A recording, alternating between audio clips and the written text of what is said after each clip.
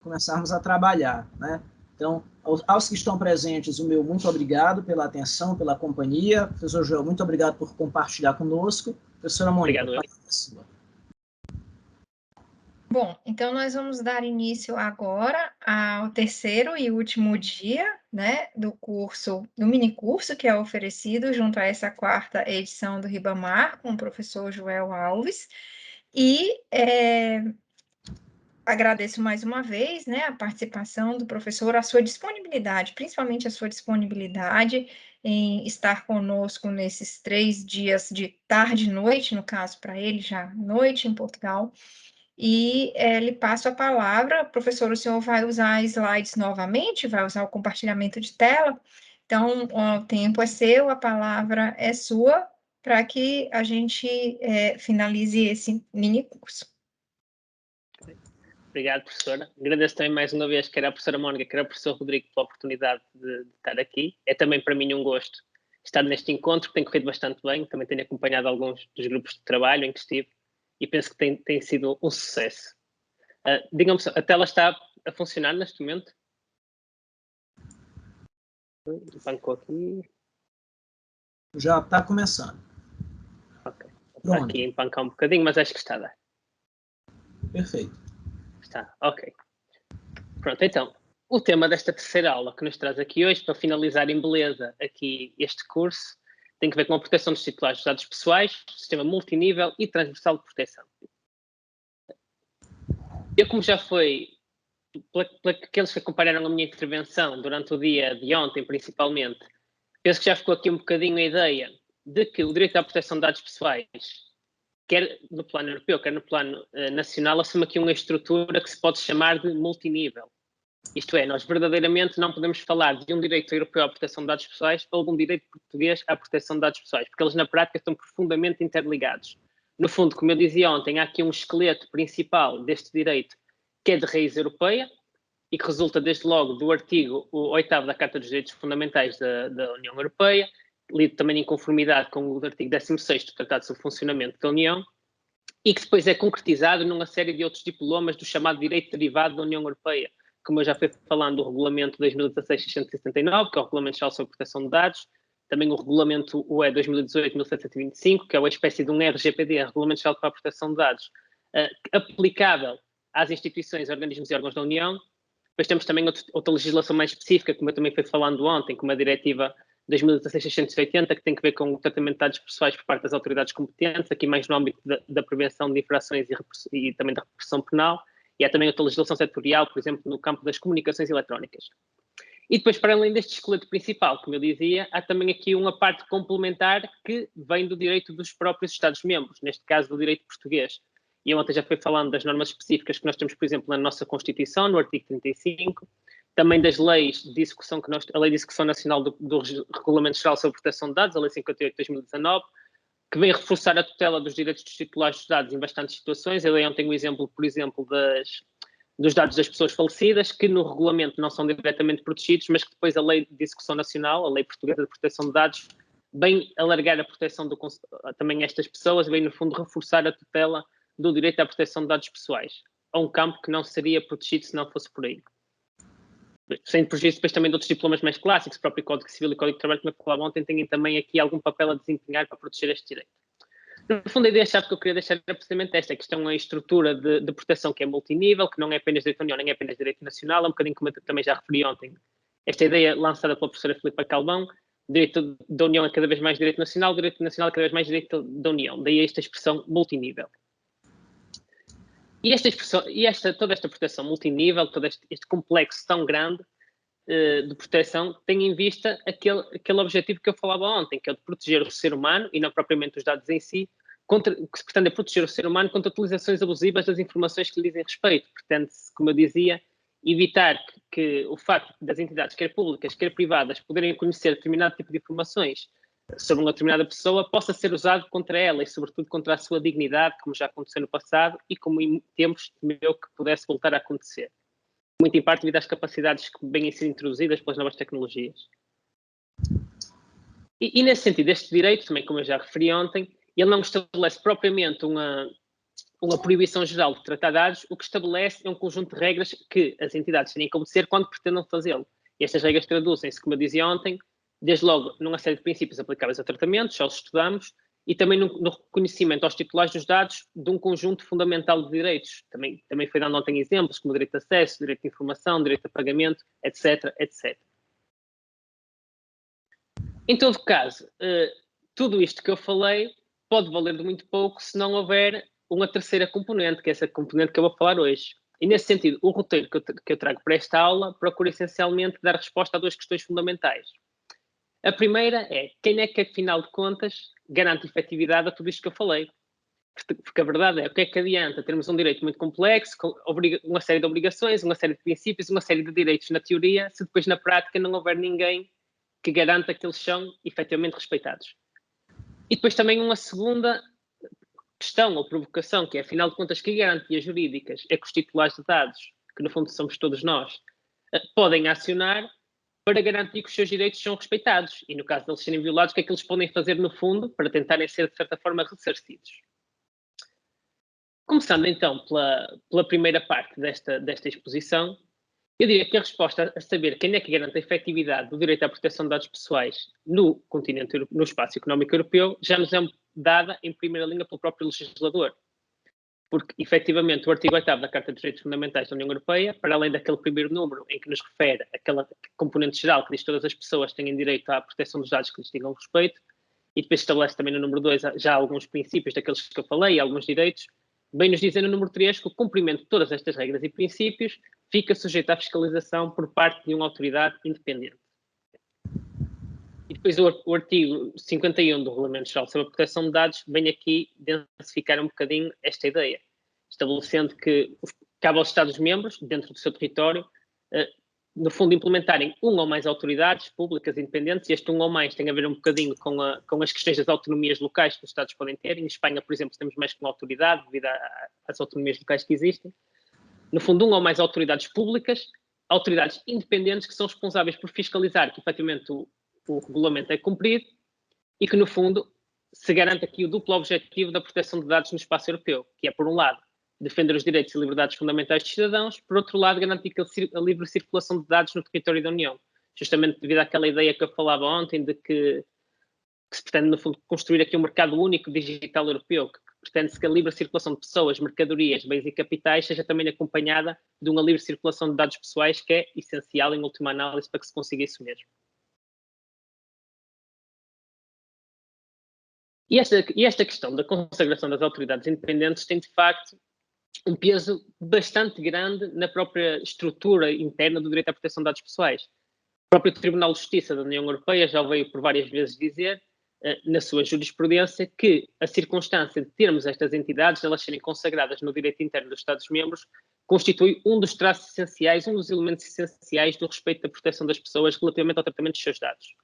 Daí que o Tribunal de Justiça já tenha mesmo qualificado estas instituições como verdadeiras guardiãs dos direitos e liberdades fundamentais dos titulares dos Estados no plano da União Europeia.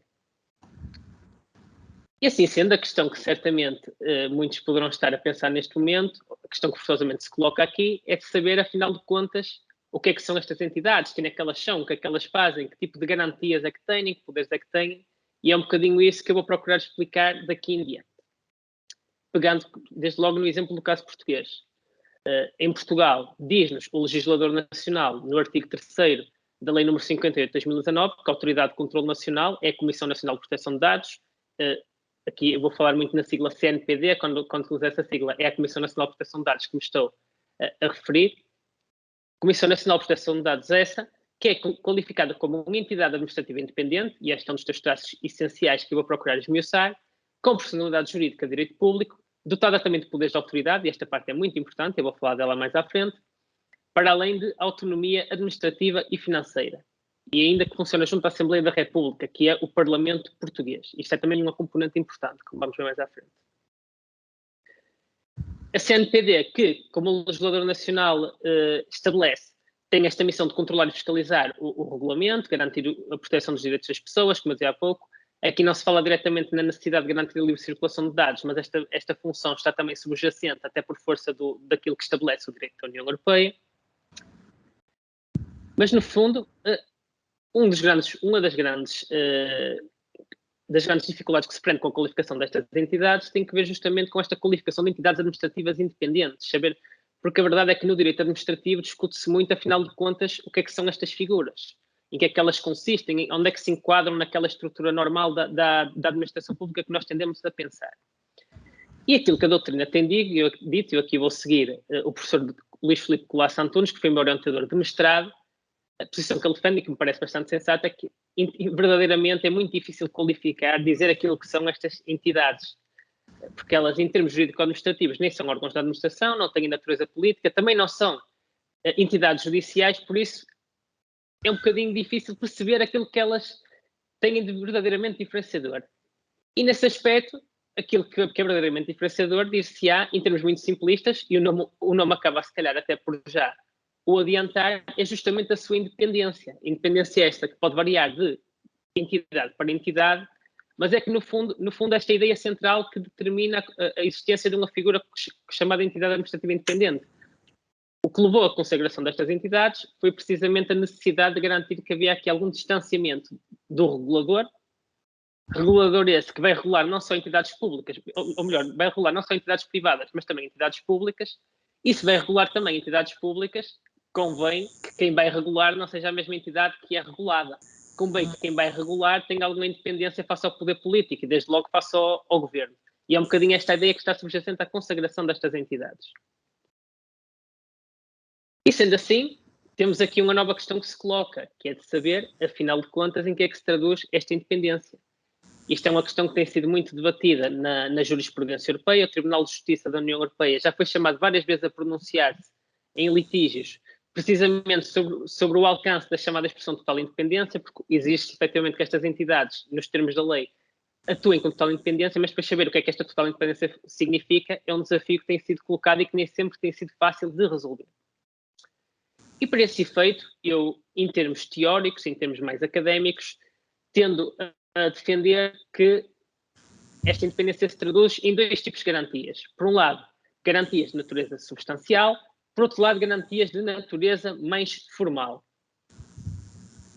Garantias essas que, no seu conjunto, procuram dar corpo àquilo que o Tribunal de Justiça da União Europeia já veio qualificar como verdadeiro objetivo desta independência, que é precisamente o de garantir uma maior efetividade, eficácia, fiabilidade no que diz respeito à atuação destas entidades. Isto tem muito a ver com aquilo que eu dizia há pouco. Para o regulador ser eficaz, é preciso que ele seja independente. Penso que isto é uma ideia mais ou menos intuitiva para nós como cidadãos até.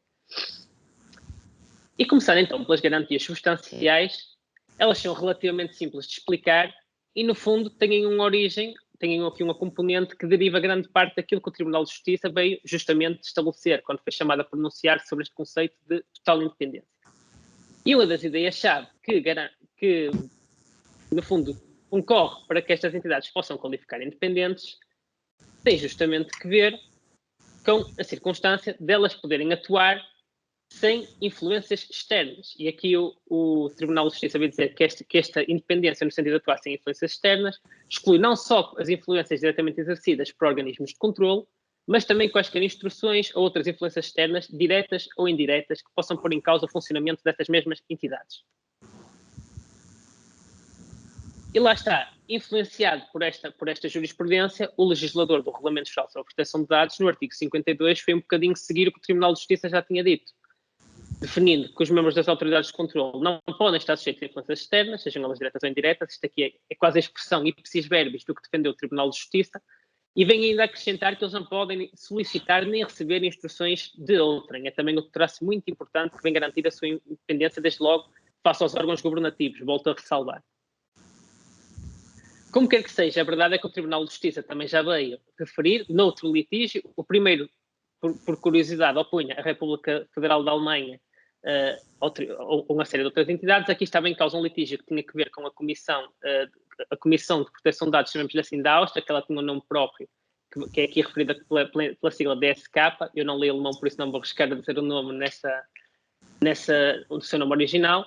Mas, no fundo, aqui o que o Tribunal de Justiça veio defender é que o facto dessa entidade em concreto beneficiar de independência funcional, no fundo, cumprir com aquelas garantias substanciais que eu falei há pouco, de não receber ordens, de atuar com a quase sem influência externa de terceiros, não era por si só suficiente para se assegurar que a entidade estava dotada de independência. Que era, no fundo, que era necessário que houvesse aqui alguns requisitos adicionais. E precisamente por fazerem falta esses requisitos adicionais é que o legislador europeu, agora com a reforma recentemente operada com a entrada em vigor do Regulamento Geral sobre a Proteção de Dados, veio estabelecer, para além daquelas regras mais substanciais, um conjunto de garantias formais destinadas a garantir que, efetivamente, tudo aquilo que nós falamos é cumprido. E dentro destas garantias formais, eu mais uma vez vou fazer aqui uma distinção. Eu tendo muito a fazer este tipo de hierarquização, porque penso que para sistematizar o nosso pensamento nos ajuda bastante. Ele estabelece garantias, quer em relação aos próprios membros da autoridade, ao próprio staff, aos funcionários, quer em relação à autoridade em si própria.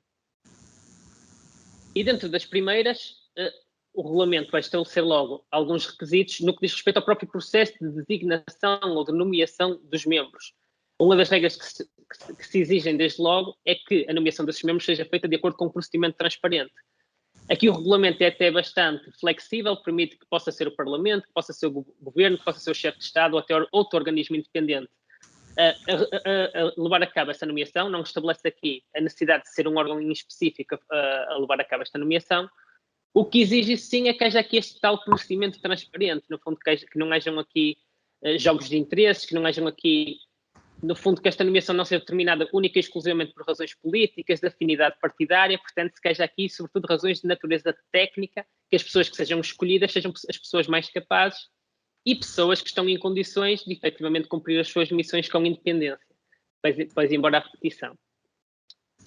No caso português, o legislador optou por escolher aqui um modelo de designação dos membros da Comissão Nacional de Proteção de Dados, que é, eu chamaria um modelo misto, porque nós temos a Comissão Nacional de Proteção de Dados atualmente composta por 7 membros, que se diz que têm que ser de integridade e mérito reconhecido, e estes 7 membros vêm um bocadinho de origens diversas. O Presidente, por exemplo, é eleito pela Assembleia da República, diretamente eleito pelo Parlamento, será aquele que se calhar tem mais legitimidade democrática, se quisermos chamar-lhe assim. Para além deste Presidente, a Assembleia da República tem a possibilidade de eleger mais 2 personalidades.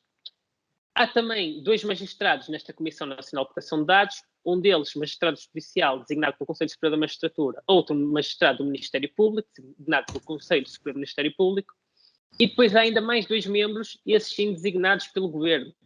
Demonstra aqui a heterogeneidade que existe a nível desta composição da Comissão Nacional de Proteção de Dados. Temos, no fundo, membros de origens muito diversas e com formações também académicas, até muitas vezes um pouco diversas. Temos desde logo magistrados, muitas vezes temos professores. Atualmente, a Presidente da Comissão Nacional de Proteção de Dados em Portugal é uma professora universitária, por exemplo, que demonstra bem o tipo de diversidade de membros que podemos ter. Para além desta primeira exigência, também como garantia formal em relação aos membros da autoridade, estabelece o Regulamento Geral sobre a Proteção de Dados que aqui um limite mínimo para os mandatos. No fundo, o legislador estabelece que, independentemente do prazo que se estabeleça para o mandato destes membros, quando eles são designados, ele nunca poderá ser inferior a 4 anos, superior poderá ser, inferior não nunca. Isto também tem a ver com esta questão da independência, porque no fundo se tivermos mandatos muito curtos, e sobretudo se tivermos mandatos muito curtos que podem ser renováveis, a tendência é que as pessoas, se calhar, em vez de estarem a cumprir as suas funções da forma que lhes é exigida, estejam antes mais preocupadas em voltar a ser reconduzidas no cargo, em voltarem a ser nomeadas. Isso podia não ser o mais vantajoso ou o mais interessante para a defesa das posições dos titulares dos dados. No caso português, mais uma vez, até se pretendeu ser um bocadinho mais garantístico aqui, porque não se definiu um prazo de 4 anos, mas antes de 5 anos, que pode ser renovado. Pode haver aqui 2 renovações de mandato para os membros da Comissão, e nós temos membros da Comissão que já estão, de facto, há muitos anos na própria Comissão. Temos membros até alguns que estão desde 94, porque foram designados ao abrigo de legislação anterior em que isto ainda não se aplicava, para que se perceba o tempo a que essas pessoas já estão no poder, chamamos-lhe assim. Ainda como garantias formais em relação à independência destes membros da autoridade, existe também, isto aqui num plano mais geral, obviamente que eles não possam praticar atos que sejam considerados incompatíveis com as suas funções e, desde logo, faz aqui esta ressalva de que os membros da autoridade, enquanto estiverem nomeados, enquanto estiverem a trabalhar na autoridade, não podem, à partida, desempenhar nenhuma atividade remunerada que possa ser considerada, seja ela remunerada ou não, aliás, que possa ser considerada incompatível com o desempenho das funções que eles estão a desempenhar. Aqui no caso de Portugal, o legislador optou por equiparar até o regime de incompatibilidade que gozam os membros da Comissão Nacional de Proteção de Dados àquele que é exigido para os titulares dos altos cargos públicos, como seja o Presidente da República ou o Primeiro-Ministro, e venho aqui precisar, quanto à tal ideia daquilo que podem ser atividades ou não compatíveis, que pode haver aqui uma exceção, nomeadamente para atividades de docência, no ensino superior ou de investigação. Isso pode ser uma atividade que se considere compatível com o desempenho de uma função de fiscalização. A maior parte de todas as outras, como seja, por exemplo, a participação numa empresa, já poderá não ser tão consentânea com esta atividade e por isso já não será permitida. Por exemplo, não podemos ter um membro que seja advogado e que esteja em exercício e que possa ao mesmo tempo estar na Comissão Nacional de Proteção de Dados a fiscalizar. Mesmo se diga para o magistrado, naturalmente muito menos podemos ter um membro que esteja, por exemplo, no Parlamento como deputado ou que possa estar num cargo político que possa estar ao mesmo tempo aqui. São exemplos de situações que se consideram automaticamente incompatíveis e que prejudicariam esta independência.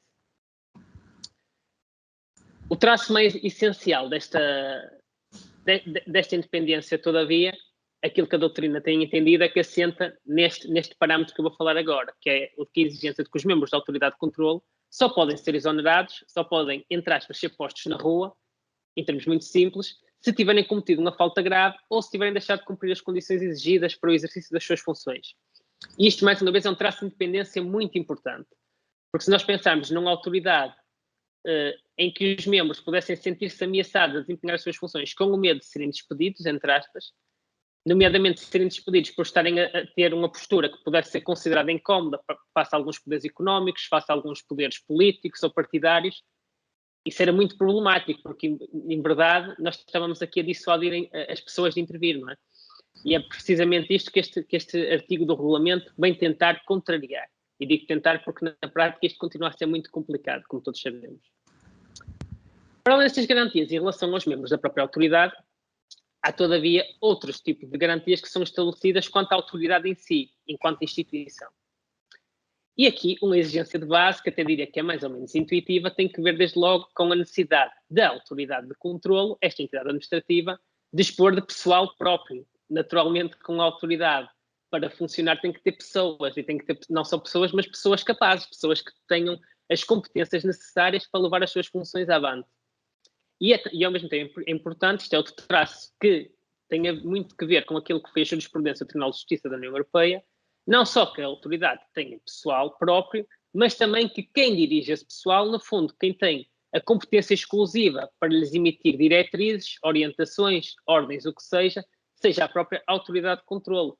Nós não podemos ter funcionários que estão a trabalhar na autoridade de controlo, por exemplo, mas que quem lhes paga o salário, quem no fundo os dirige, é um determinado departamento governamental, um determinado departamento da administração pública, seja ela estadual, direta ou indireta.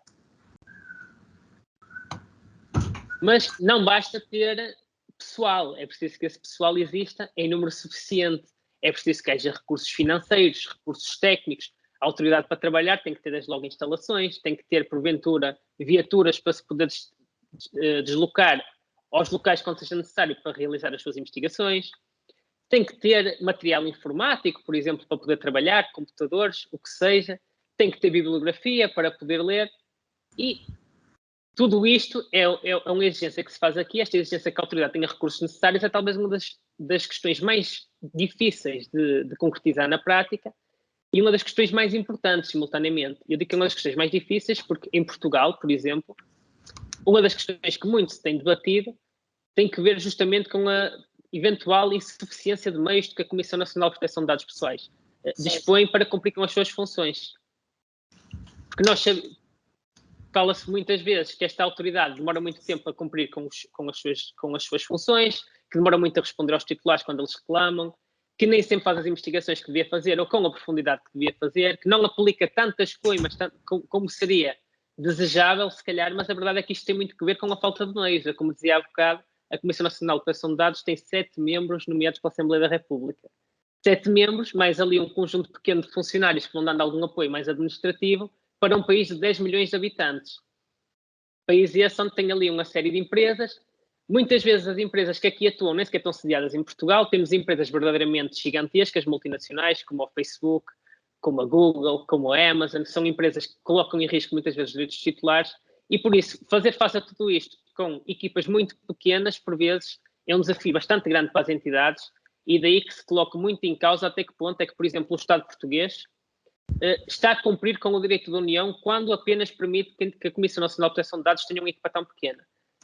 Tem-se questionado muito em Portugal se a Comissão Nacional de Proteção de Dados não deveria ter mais recursos, e se a não ter mais recursos, o Estado português não está a violar o direito da União Europeia. Verdade. Além disso, também estabelece o regulamento que, embora estas autoridades possam ser sujeitas a algum controle financeiro, é importante que esse controle financeiro não afete a sua independência. Então, mais uma vez, mais um traço importante. A autoridade, como eu dizia, tem que ter algum dinheiro para se financiar. Em Portugal, por curiosidade, uma das principais fontes de financiamento que se estabelecem para a Comissão Nacional de Proteção de Dados tem a ver com o dinheiro que vem de coimas que ela própria aplica. Isto é, quando a autoridade de controle aplica uma coima a uma determinada entidade, estabeleceu-se que grande parte dessa coima vai reverter para a própria Comissão Nacional de Proteção de Dados. Daí também esta importância que ela no fundo, para sobreviver, vai ter que começar a aplicar coimas a médio prazo. Isto é, assim, um bocadinho, também pode ser aqui um incentivo que pode funcionar muito mal, não é? No fundo, pode ser um bocadinho como aquela ideia que às vezes, não sei se isso acontece no Brasil, mas em Portugal temos às vezes a questão das polícias, em determinado momento, receberem incentivos, quando atingirem um determinado número de multas, passarem X multas em determinado tempo, essa pessoa pode ter ali, no fundo, alguns benefícios. A pessoa que passa a multa pode ter até a nível de progressão de carreira. Isto é um bocadinho esta lógica que está a passar para a Comissão Nacional de Proteção de Dados e pode nem sempre ser a mais desejável. Ora, a independência é, de facto, um dos traços essenciais destas autoridades de controle. Como eu dizia, se elas não fossem independentes, muito dificilmente iam conseguir cumprir as suas tarefas. Desde logo, se pensarmos na regulação perante os grandes poderes económicos e perante os poderes públicos, que são, por norma, aqueles que são mais difíceis de regular, porque têm outros meios que, por norma, as entidades mais pequenas e os particulares não têm. Para cumprir com tudo isto, não basta ter independência, é também preciso ter alguns poderes de autoridade. E aqui entramos numa das partes que é, porventura, das que chamam mais atenção no plano internacional relativamente ao Regulamento Geral sobre a Proteção de Dados, porque penso que, quer se esteja na Europa, quer não, quase toda a gente já ouviu falar nas famosas multas que podem sair do Regulamento Geral de Proteção de Dados. As famosas e assustadoras multas que podem ir até 20 milhões de euros ou 4% do volume de negócios anual das entidades, que pode ser um volume ainda maior. Se pensarmos numa empresa como a Google, 4% do seu volume de negócios anual deve ser bem mais de que 20 milhões de euros. Mas, de facto, estas entidades não têm meramente poderes de correção ou poderes sancionatórios, como este que eu falei. Elas têm poderes de investigação, têm também os poderes de correção, que são muito importantes, até para dissuadir, e têm ainda poderes consultivos e de autorização.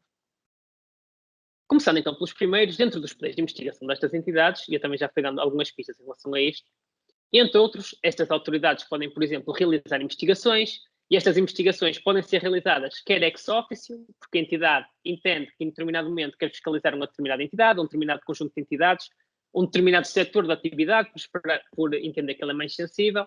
Podem também partir de reclamações ou queixas dos titulares, que levem a entidade, no fundo, se a Comissão Nacional de Proteção de Dados receber 10, 20, 30, 40 queixas de pessoas diferentes, dizendo que uma determinada empresa não está a cumprir com a legislação da forma devida, se calhar isto pode ser um incentivo em que a entidade vá lá presenciar o que efetivamente está a passar e verificar se efetivamente isso é verdade ou não. Durante essas investigações, a autoridade, para cumprir com este pedido de investigação, pode desde logo exigir o acesso a dados pessoais, pode exigir o acesso a outro tipo de informações sobre a empresa, sobre a entidade. Eu digo empresa, podemos ter também uma administração pública, pode ser uma pessoa coletiva pública, não necessariamente uma empresa. Pode obter acesso a todas as instalações do responsável pelo tratamento ou do subcontratante. Pode pedir para aceder a um computador, por exemplo, ou aceder a um telemóvel, porque muitas vezes a fonte da violação pode partir daí, ou as provas que são necessárias para verificar sobre ou não violação do direito podem estar aqui, entre muitas outras coisas que eu não vou aqui aflorar, porque a ideia gira um bocadinho em torno disto mesmo. Depois temos também os tais poderes de correção, que eu falava, que são sempre os mais famosos, que chamam sempre mais a atenção de todos nós. Desde logo temos o poder de aplicar coimas, como eu dizia, mas contrariamente ao que se possa pensar, este poder de aplicar coimas não é o único e muitas vezes pode até nem ser o mais, o mais castigador para quem está do outro lado. Desde logo a autoridade de controle pode começar por uma abordagem mais soft, digamos assim, fazendo advertências e repreensões. Pode também ordenar ao responsável pelo tratamento ou ao subcontratante que satisfaça pedidos de exercício dos direitos. Vamos supor que um determinado titular solicitou um direito de acesso, um direito de pagamento a uma entidade e essa entidade não lhe deu provimento ao direito, o titular tem o direito de se dirigir à autoridade de controle e a autoridade de controle, se entender que deve ser dado provimento ao direito titular, pode obrigar a entidade a satisfazer esse direito. Aqui, uma das questões que ainda não foi verdadeiramente posta à prova no plano europeu, mas que eu considero que pode efetivamente ser uma das medidas mais castigadoras para um responsável pelo tratamento, que é a possibilidade da autoridade dizer: meus senhores, durante um período de tempo, ou até indefinidamente, estão proibidos de tratar dados. Imaginem o que seria a autoridade de controle chegar a uma empresa como a Facebook ou como a Google e dizer: durante um ano não podem tratar dados pessoais. O que acontecer é que, pura e simplesmente, essas empresas paravam. E pensar nos prejuízos financeiros que essas empresas teriam, sem falar em danos reputacionais e tudo mais, isto se calhar é bem mais pesado, ainda bem mais penalizador do que a própria aplicação de um acordo. E depois temos também outro tipo de medidas. Eu trouxe aqui outro exemplo. Por exemplo, a possibilidade de ordenar a suspensão de envio de dados para destinatários em países terceiros ou organizações internacionais. No caso português, esta medida já foi aplicada. Por exemplo, nós recentemente tínhamos uma entidade pública, que era a entidade responsável por recolher os dados relativos ao recenseamento eleitoral, que estava a utilizar uma plataforma chamada Cloudflare, que está sediada nos Estados Unidos da América, e o que acontecia é que quando os dados eram recolhidos por essa entidade, os dados de recenseamento, quando eram introduzidos na plataforma, circulavam para os Estados Unidos da América. Ora, na medida em que nós tivemos aqui uma reforma recente, uma revolução recente, que nos veio dizer que os Estados Unidos da América não são considerados um país com um nível de proteção considerado adequado ou equivalente ao que a União Europeia tem em matéria de proteção de dados pessoais. Isto tem muito a ver com aqueles fenómenos de vigilância que o Edward Snowden veio a revelar ao longo dos anos. A autoridade de controle portuguesa o que veio dizer foi: parem imediatamente de transferir dados para os Estados Unidos e alojem-nos localmente, neste caso, em servidores nacionais. Isto, para além de outras medidas, também, mais uma vez, volto a dizer, isto é um elenco meramente exemplificativo. Por último, temos também poderes consultivos e de autorização, como eu referia. E aqui eu vou chamar a atenção que nós tivemos uma pequena revolução interna a nível europeu neste aspecto, e uma pequena revolução porquê? Porque entre 95 e 2018, período em que o Regulamento Geral sobre Proteção de Dados começou a produzir efeitos na sua totalidade, nós tínhamos em vigor a chamada Diretiva 95/46/CE, que tinha um modelo regulatório bastante diferente do que nós temos hoje em dia, que era um modelo assente muito numa lógica de controle administrativo prévio.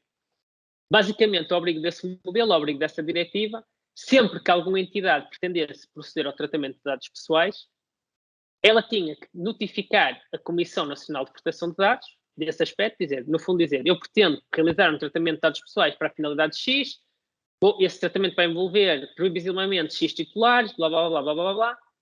Sendo que, quando tivéssemos questões mais sensíveis, desde logo o tratamento de dados daquelas categorias especiais que eu falei ontem, como sejam os dados relativos à saúde, opiniões políticas, convicções religiosas, convicções partidárias, para além desta notificação, era preciso solicitar uma autorização à Comissão Nacional de Proteção de Dados, uma autorização prévia, para que ela autorizasse. No fundo, o que é que acontecia? Dirigia-se um pedido, e depois a Comissão analisava, emitia o seu parecer, e no fim desse parecer ia emitir um ato autorizativo que poderia ser positivo ou negativo. Apenas se a Comissão autorizasse esse tratamento, no fundo é que o tratamento poderia ser iniciado. Isto na teoria era assim, mas a verdade é que na prática muito pouca gente respeitava isso, e daí este modelo ter tido os dias contados, como eu vou passar a explicar aqui em diante. E por isso, com o Regulamento Geral sobre Proteção de Dados, desde 2018, a lógica passou a ser um bocadinho diferente. Em vez de termos um modelo de controle administrativo prévio, temos um sistema de controle que é essencialmente ex post. O que é que se passa aqui?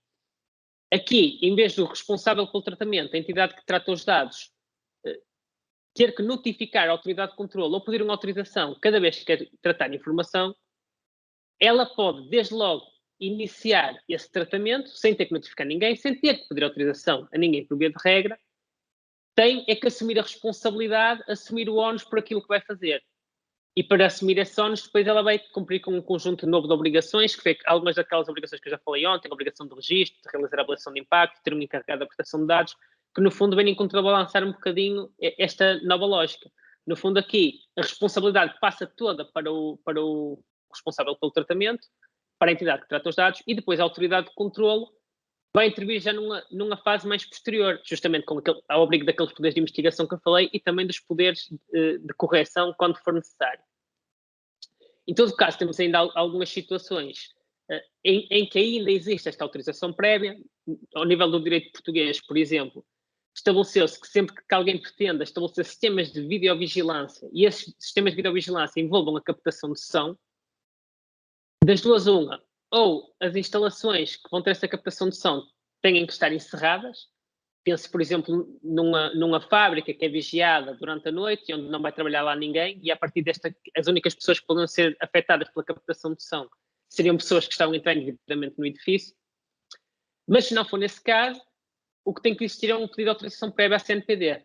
Ou seja, vamos supor que, por exemplo, eu tenho uma universidade que tem câmaras de vigilância à porta para garantir a segurança do perímetro do edifício. Se eu quiser que essas câmaras captem som durante o dia, quando eu tenho lá os professores, quando tenho lá os alunos, é necessário que eu me dirija à Comissão Nacional de Proteção de Dados e que ela autorize esse tratamento. Só assim eu posso fazê-lo de forma lícita e em conformidade com a legislação em vigor. Depois há ainda outras situações mais...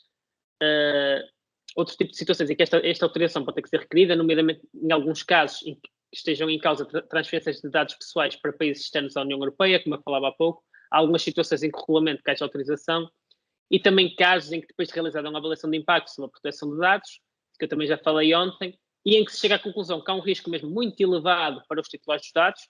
Isto em Portugal aconteceu, por exemplo, com a aplicação de rastreamento de contactos. Quem desenhou a aplicação entendeu, mesmo depois de fazer a sua avaliação de impacto e avaliar os riscos em presença, que esses riscos eram de facto muito altos. O que essa entidade fez foi consultar a Autoridade de Proteção de Dados e depois a Autoridade de Proteção de Dados emitiu a sua deliberação, o seu parecer, autorizando o tratamento, porque entendeu que, apesar do risco ser elevado, foram tomadas medidas mitigadoras que permitiram baixar os riscos para um nível minimamente aceitável. Mas se, do ponto de vista dos poderes de autorização, nós temos menos, do ponto de vista dos poderes consultivos, eles continuam a existir mais ou menos em moldes semelhantes que tínhamos até agora. E aqui temos, essencialmente, quando falamos em poderes consultivos, é sobretudo a faculdade desta entidade emitir pareceres. Ela pode, por exemplo, emitir pareceres à Assembleia da República, ao Governo, até outras entidades que o solicitem sobre qualquer matéria, no fundo, que esteja relacionada com a proteção de dados pessoais.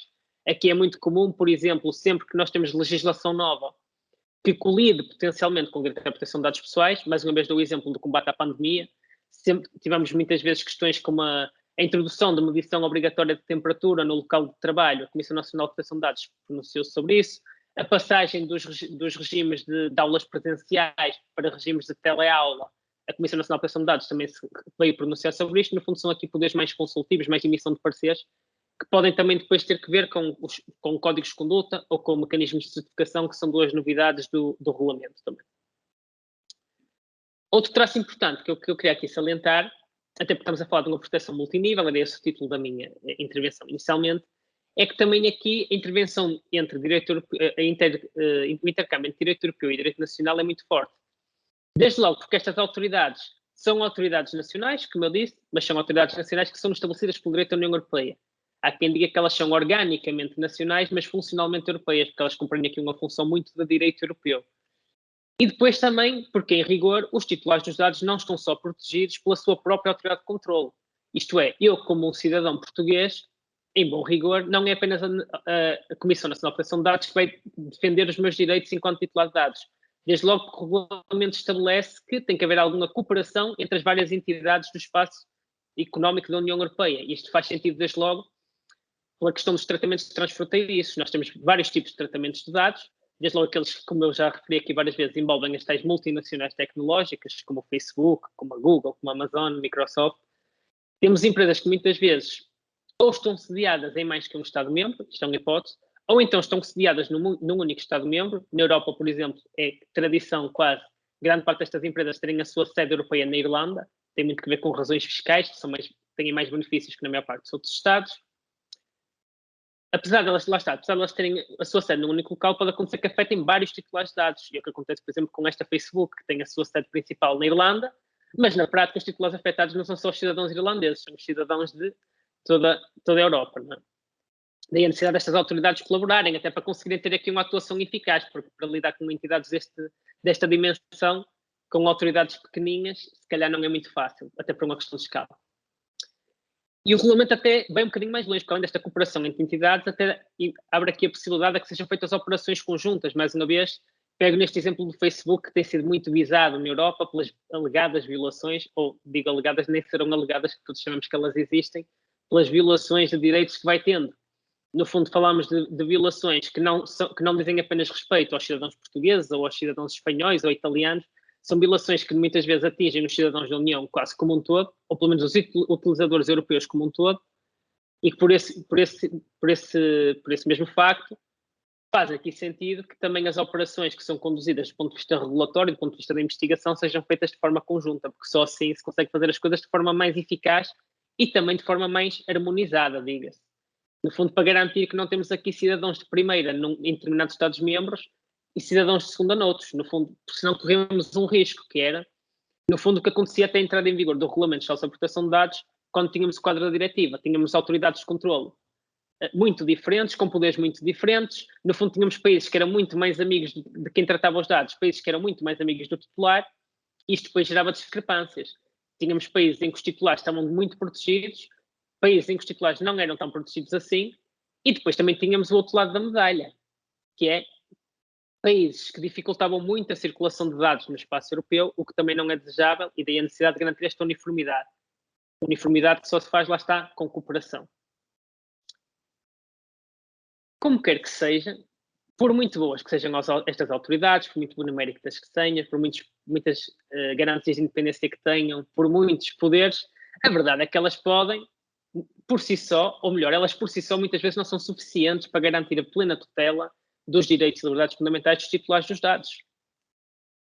E por isso mesmo o regulamento vem aqui reconhecer um conjunto de garantias, do fundo, garantias de reação que o titular pode fruir quando entender que os seus direitos não são até devidamente respeitados.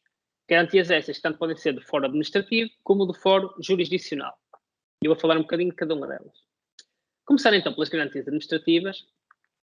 Esta primeira está diretamente relacionada justamente com o papel das autoridades de controle, que é o direito de qualquer pessoa, qualquer cidadão da União, qualquer titular de dados pessoais, pelo mero facto de ser titular de dados, apresentar uma reclamação junto de uma autoridade de controle. E eu digo junto de uma autoridade de controle porque não tem que ser necessariamente a autoridade do seu Estado-membro. Aqui fala-se em especial no Estado-membro da residência, do local de trabalho, ou do local onde foi alegadamente praticada a infração, mas é justamente isso, em especial, designadamente. Nada impede que, por exemplo, eu me possa dirigir à autoridade de controle da Irlanda para apresentar uma queixa contra o Facebook. Nada me impede de ir à autoridade espanhola e apresentar uma queixa contra outra entidade qualquer. No fundo, estas entidades devem trabalhar em rede e isto também demonstra muito a estrutura multinível e de proteção que o direito à proteção de dados pessoais assume na União Europeia. No entanto, mesmo que eu faça esta reclamação, a verdade é que eu posso não ficar satisfeito. E eu até posso pretender, em vez, não só por não se ficar satisfeito dessa forma, mas eu posso entender que é mais ágil ou que é mais fácil eu expressar-me de outra forma. E nesse sentido, a Lei de Proteção de Dados Portuguesa, em concretização também um bocadinho do que dizem alguns dos artigos do regulamento, abre também a possibilidade de, para além desta possibilidade de reclamar junto à autoridade de controle, o titular se possa valer daqueles meios de tutela administrativa mais clássicos, que sejam de cariz petitório, para solicitar a emissão de um determinado ato administrativo, seja de cariz impugnatório, para impugnar um ato que tenha sido praticado. E estes meios de tutela são classicamente, quer a reclamação, no fundo a possibilidade do titular se dirigir junto ao órgão que tratou os seus dados, junto à própria entidade que tratou os dados, e reclamar, pedir no fundo uma segunda apreciação sobre uma queixa ou uma reclamação que tenha feito, dizer que não ficou satisfeito com aquilo que tinha, com a resposta que lhe deram, e solicitar uma nova resposta, quer o recurso hierárquico. Aqui podemos ter, por exemplo, o caso, pense numa determinada estrutura hierárquica, numa estrutura como uma universidade, eu posso me dirigir a um funcionário dos serviços que eu entendo que não respeitou devidamente os meus direitos, que não agiu em conformidade, e eu aqui posso dirigir um recurso hierárquico ao superior desta pessoa, por exemplo, ao dirigente do serviço, ou até em última análise, na universidade, por exemplo, ao reitor, consoante aquelas que forem as regras internas estabelecidas dentro dessa instituição. Mas a ideia aqui é que, neste caso, eu não vou apenas poder reclamar junto da autoridade de controle, a tal entidade administrativa independente que tem esta competência de tutela dos direitos no nosso plano nacional, mas posso também até pronunciar-me administrativamente logo contra a própria entidade que trata os dados, e isso às vezes até pode ser uma forma mais ágil, mais fácil de resolver as coisas. E há ainda outra garantia que é importante até para ir de encontro a esta última que eu falei, e que embora em termos sistemáticos o regulamento não incorpore neste plano das garantias, a verdade é que eu entendo que ela se trata de uma garantia dos titulares dos dados, que é a possibilidade de poder entrar em contacto com o encarregado da proteção de dados de uma determinada instituição. Porquê? Porque o encarregado de proteção de dados, em bom rigor, faz aqui uma figura quase de provedor dos titulares dos dados. Ele tem aqui um bocadinho aquela figura de ser um elo de contacto entre o titular dos dados, a entidade em que ele está designado e também a Autoridade de Controlo Nacional. Embora por vezes nós nos esqueçamos, este encarregado da proteção de dados também está dotado de grandes garantias de independência e de imparcialidade, e ele, apesar de ser designado dentro de uma determinada instituição, seja dentro de uma universidade, seja dentro de um banco, de uma empresa, o que seja, a verdade é que esta entidade não representa os interesses da empresa para onde trabalha ou para onde está designada. Ela representa os interesses dos titulares dos dados que interagem com essa entidade. Daí que também ele deve ser uma das primeiras pessoas, se calhar, a ser contactadas e a fazer pressão dentro da própria instituição em que está inserida para que os direitos dessas pessoas sejam respeitados. Se eventualmente, por exemplo, eu entendo que os meus direitos não são a ser devidamente salvaguardados quando interajo com uma determinada instituição, se calhar uma das primeiras medidas que eu devo tomar, ou teoricamente uma das medidas que eu devia poder tomar para que as coisas fossem resolvidas da forma mais fácil e mais ágil, seria contactar o encarregado de proteção de dados dessa instituição, se ela o tiver, e muitas já têm hoje em dia, felizmente, e devia ser o próprio encarregado a dizer-me se acha que eu tenho razão ou não, e se entende que eu tenho razão, a fazer pressão internamente para que me deem provimento às minhas pretensões.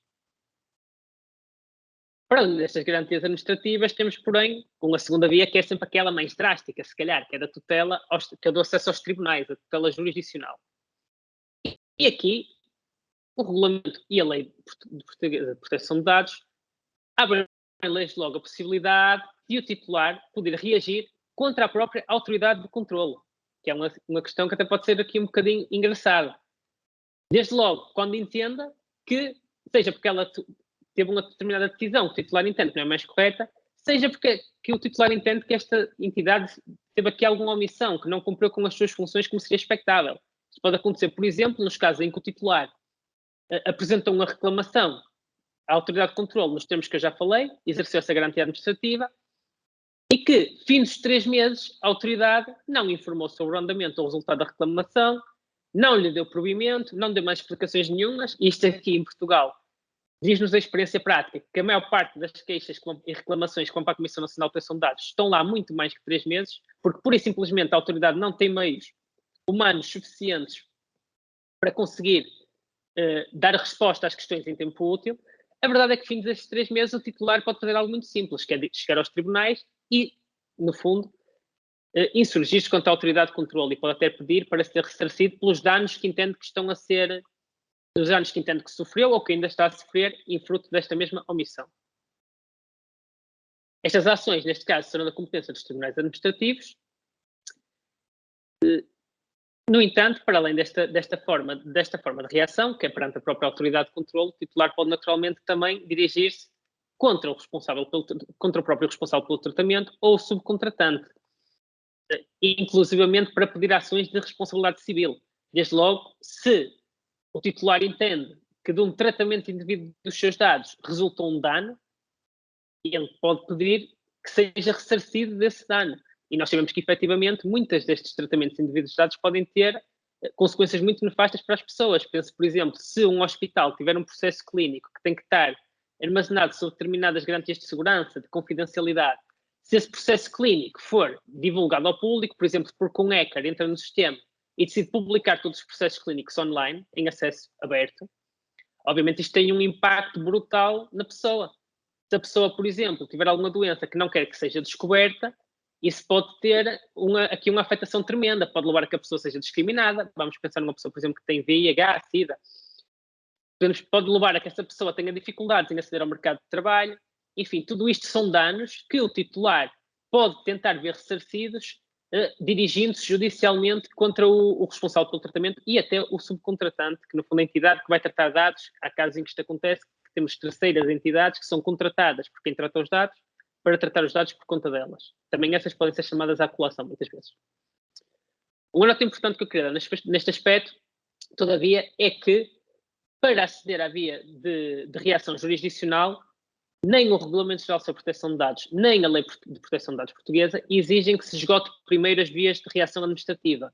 Isto é, para eu interpor, por exemplo, uma destas ações de responsabilidade civil, eu não sou obrigado a, primeiramente, exercer o meu direito de reclamação junto da Comissão Nacional de Proteção de Dados. Isto é aqui um aspecto que eu acho que é interessante, que reforça bastante a tutela dos titulares, embora na prática, diria eu, aquilo que melhor nos salvaguarda a todos é usar as duas coisas até, porque nada nos impede de fazer ambas. No caso destas ações contra o responsável pelo tratamento ou subcontratante, contrariamente ao que sucede com as autoridades de controle ou contra a autoridade de controle, aqui estamos a falar dos tribunais judiciais, os tribunais comuns, são eles que serão os competentes em Portugal para resolver este tipo de querelas jurisdicionais. No entanto, e eu queria também deixar esta nota, apesar de que no caso em todos estes processos jurisdicionais, eles correrem em tribunais nacionais, a verdade é que também aqui se faz sentir influência jurisdicional, influência multinível do direito à proteção de dados pessoais. Porquê? Porque desde logo, como nós sabemos, o Tribunal de Justiça da União Europeia não pode intervir diretamente, ou melhor, um particular não se pode dirigir diretamente ao Tribunal de Justiça da União Europeia para fazer valer as suas pretensões em juízo. Se eu, por exemplo, entender que o meu direito à proteção de dados pessoais é violado, eu não posso dirigir-me diretamente ao Tribunal de Justiça da União Europeia. No entanto, o Tribunal de Justiça da União Europeia tem competência para decidir no que se chama a título prejudicial, quer sobre a interpretação dos tratados, e é preciso dizer que a Carta dos Direitos Fundamentais da União Europeia é considerada de valor equivalente ao dos tratados, por isso cabe perfeitamente nesta linha, quer sobre a validade de interpretação de atos adotados pelas instituições, órgãos ou organismos da União. E mais uma vez aqui, neste caso, cabem perfeitamente o Regulamento Geral sobre a Proteção de Dados Pessoais, por exemplo. Ou seja, o Tribunal pode decidir a título prejudicial quer sobre normas que digam respeito ao Regulamento, quer sobre o artigo 8º da Carta dos Direitos Fundamentais da União Europeia, que estabelece o direito fundamental à proteção de dados.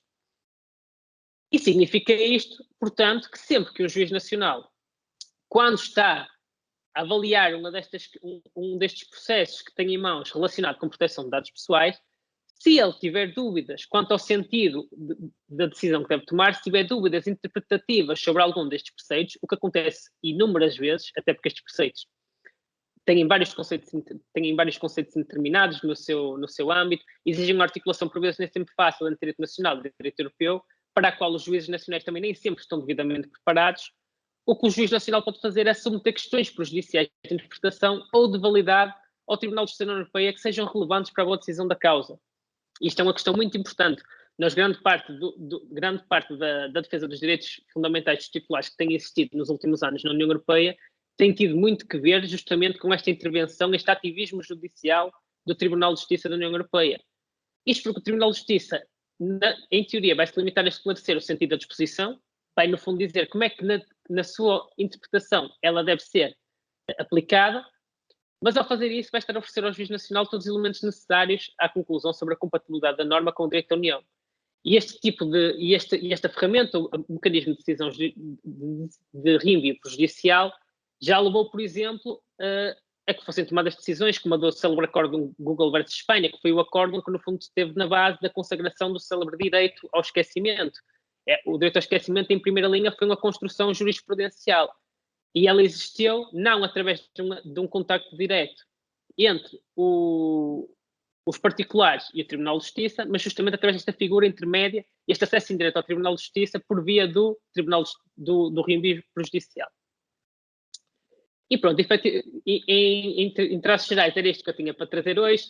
Mais uma vez, acho que consegui cumprir mais ou menos dentro do tempo, consegui cumprir com essas balizas.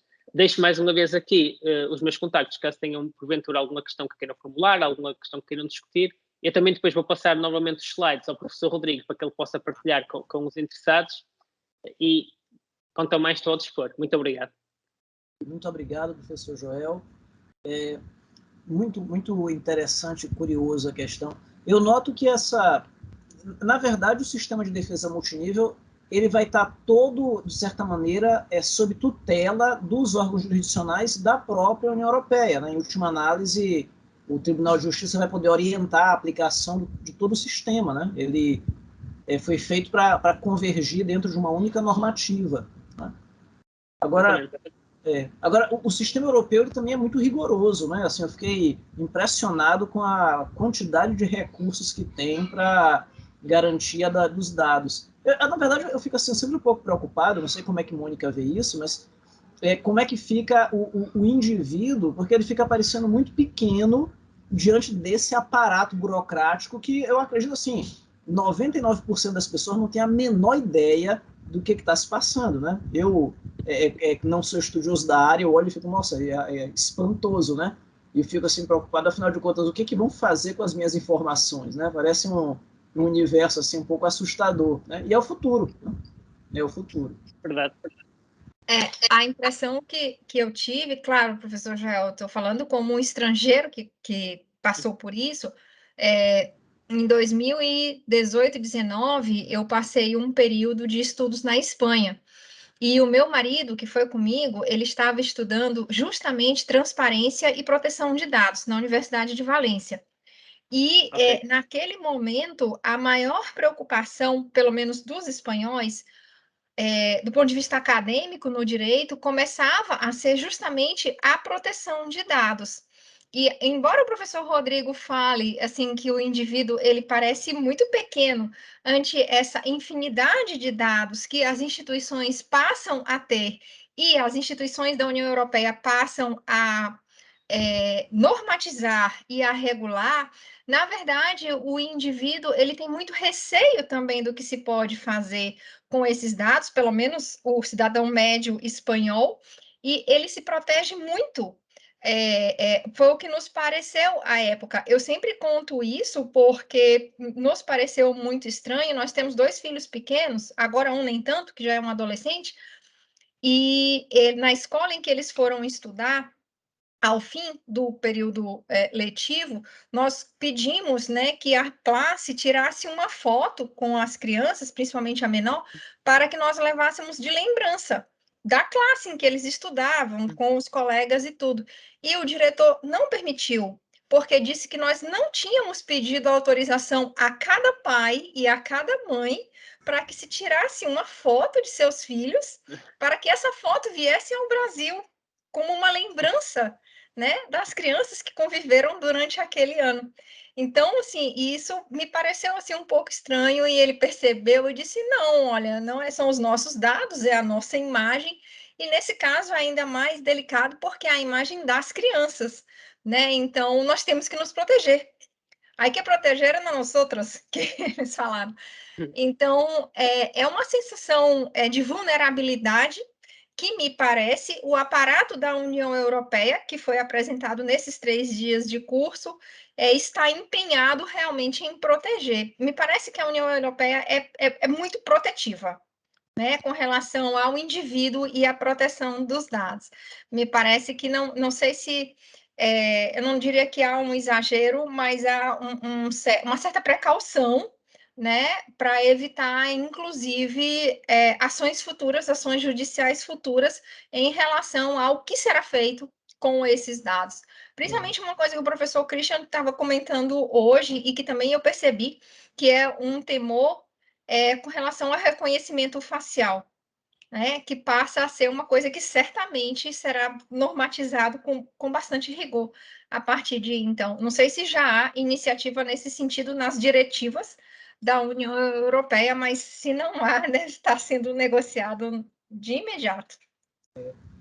Professora Edmê, a senhora gostaria de fazer alguma pontuação, falar alguma coisa? A gente tem 5 minutinhos, a gente pode aproveitar esse tempo.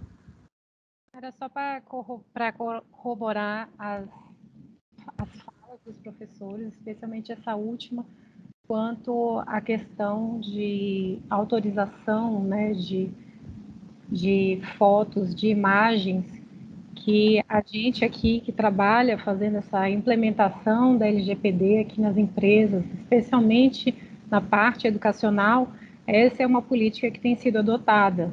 E não só mais, professora, essa questão das fotos, das imagens, a questão também de compartilhar o telefone, que é uma situação muito inesperada, que teve que ser adaptada, porque, por exemplo, não pode mais compartilhar o telefone dos pais, das crianças, para participar daquela festinha da escola. A escola não tem mais autorização para dar esse tipo de informação. Então, realmente, isso faz parte da cultura de proteção de dados, que já está tão consolidada na Europa, né? E aqui a gente chega e fica espantado ainda com algumas ações, né? Não pode dar o telefone, posso tirar foto. A minha filha, ela passa por isso e até a foto do WhatsApp dela, ela tirou. E quando eu vou tirar foto com ela, ela bota na cara e diz, mãe, meus dados pessoais. Eu estou criando um... Esse século XXI promete ser um século muito estranho com relação a essas coisas. Agora, uma coisa que eu fiquei com uma dúvida agora, que eu não sei se algum de vocês três poderia me elucidar, tá? Porque é uma coisa que eu vou sair um pouco do... na common law, eu acho que a abordagem é um pouco diferente e talvez ela privilegie um pouco mais a circulação de informações do que a proteção das informações, né? Eu estou aqui chutando um pouco mais pela questão do estilo, né? Vocês têm alguma informação sobre se a legislação correlata de proteção de dados no Reino Unido ou nos Estados Unidos e, assim, se realmente é muito diferente com relação a isso? Sr. Joel, de repente, poderia colocar alguma coisa? É assim, o Reino Unido é bastante parecido connosco, porque eles até há bastante tempo, como estavam na União Europeia, seguiam o Regulamento Geral sobre Proteção de Dados. E agora, mesmo com o Brexit, a Lei de Proteção de Dados do Reino Unido, atualmente, o Data Protection Act, é quase todo copiado, tem algumas especificidades, mas é muito parecido com o regulamento. No caso dos Estados Unidos da América, eles têm uma abordagem um bocadinho diferente de nós em relação à proteção de dados. Eles lá nem falam muito em proteção de dados, falam muito no conceito de privacy, que é...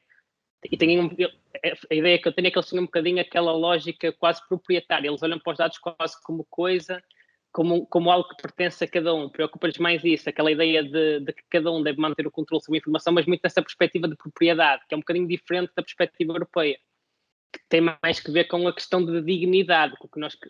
Na União Europeia, a proteção de dados surge mais com essa preocupação, não é tanto de garantir que os dados são coisas e que são como se fossem mercadorias que nós temos que proteger, é mais a questão de garantir que o tratamento indevido de informações não vai tentar contra a dignidade de cada um, até muito por causa daquela questão cultural que eu falava. Se calhar um bocadinho por causa disso, que nos Estados Unidos eles não tiveram aquela experiência de totalitarismo, têm sempre uma experiência de liberdade, isso também tem muito a ver com essa questão política e cultural. Verdade, bem verdade. Bom, nós chegamos ao fim do nosso tempo. Professora Edmê, obrigado pela participação. Não sei se a senhora gostaria de acrescentar mais alguma coisinha antes de eu encerrar. Eu agradeço. Obrigada, gente.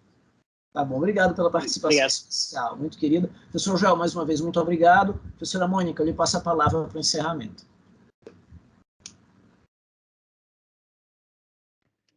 Bom, então também só gostaria mais uma vez de agradecer ao professor Joel pela disponibilidade, como havia dito, né, pelas informações que foram compartilhadas, né, pela gentileza em disponibilizar o seu material, né, que foi apresentado aqui.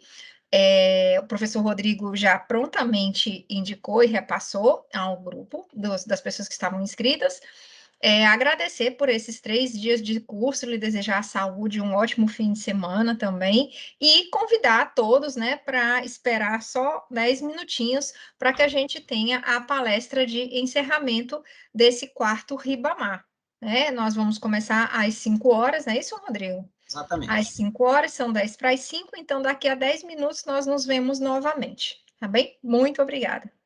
Um abraço. Obrigado. Joel, muito obrigado mais uma vez. Sr. Rodrigo, nós vemos no Arraial. Tá certo. Até logo.